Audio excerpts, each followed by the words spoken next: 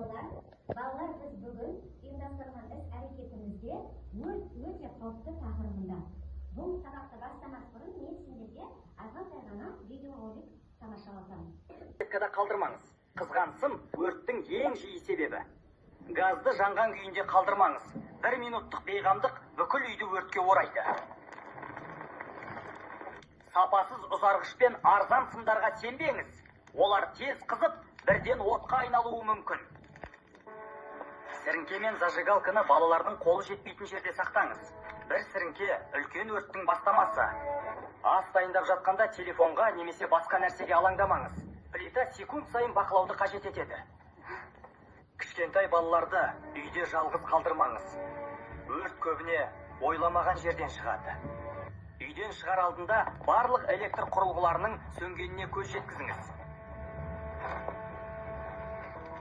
Түтін иісін сезсеңіз, уақыт жоғалтпаңыз. Жедел түрде 101 нөміріне хабарласыңыз. Бұл видеоны балдарыңызға міндетті түрде көрсетіңіз.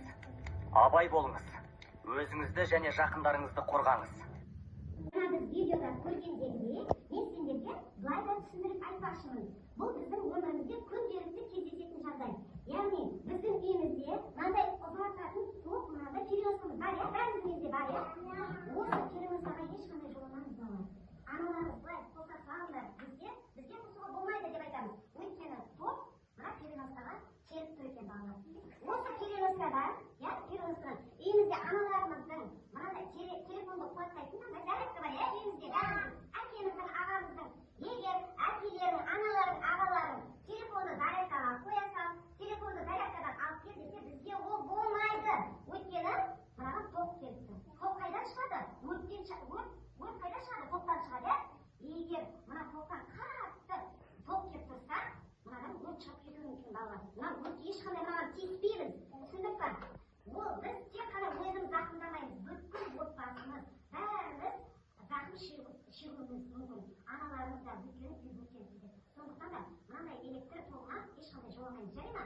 Сосын спичкаға да жоламаймыз. Спичка жақпаймыз сіріңке. Егер сіріңке жақып кететін болса, мынандай өрт шығып кетуі мүмкін. Үйімізде мынандай тоқ шайнекте бар, я? Тоқ шайнекті де ұстамаймыз, балалар. Бұлған үлкен борттан тоқ келіп тұр. Сондықтан бұл тоқ шайнегінде ешқандай ұстауға, пайдалануға болмайды, балалар. Үйіміздегі барлық кішкентай бөпелерімізге де айтайық, аналарымызға да айтайық. Біздің өмірімізге өте қауіпті екен бұл электр тоғының бәрі деп. Жарай ма? Айтамыз, я, осылай. Электр құрылғыны ұстама. Өрт кезінде 101-ге хабарлас. 101 деген номер бұл осы өрт сөндірушінің телефоны екен. Одан кейін өрт өте қауіпті. Электр құрылғыларын ұстама. Өрт қауіпсіздігін біз ұстауымыз керек. Ең бірінші біз 101-ге хабарласқаннан кейін мынандай өрт сөндірушілер келіп бізге көмек береді. Сондықтан балалар біз 101 деген номерді жатқа білуіміз керек. Сосын кейін мынаны басады.